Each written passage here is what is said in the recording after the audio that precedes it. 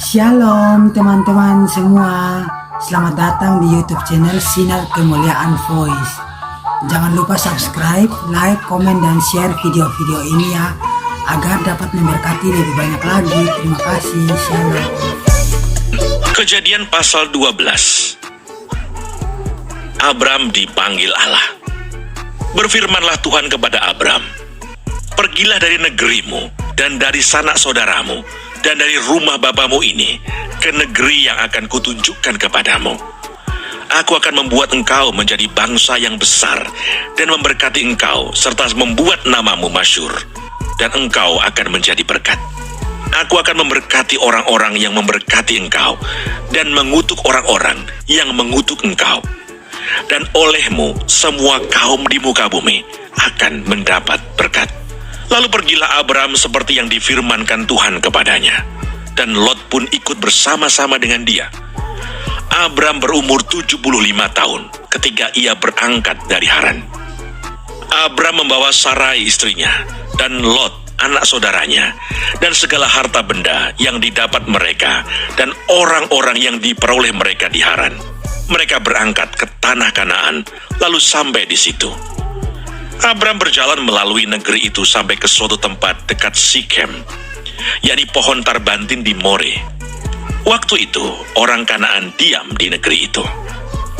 Ketika itu Tuhan menampakkan diri kepada Abraham dan berfirman, "Aku akan memberikan negeri ini kepada keturunanmu." Maka didirikannya di situ mezbah bagi Tuhan yang telah menampakkan diri kepadanya. Kemudian ia pindah dari situ ke pegunungan di sebelah timur Betel. Ia memasang kemahnya dengan Betel di sebelah barat dan Ai di sebelah timur. Lalu ia mendirikan di situ mezbah bagi Tuhan dan memanggil nama Tuhan.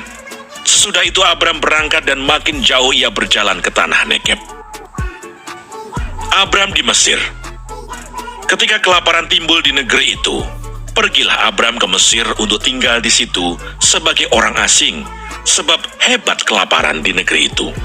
Pada waktu ia akan masuk ke Mesir, berkatalah ia kepada Sarai istrinya, "Memang aku tahu bahwa engkau adalah seorang perempuan yang cantik parasnya.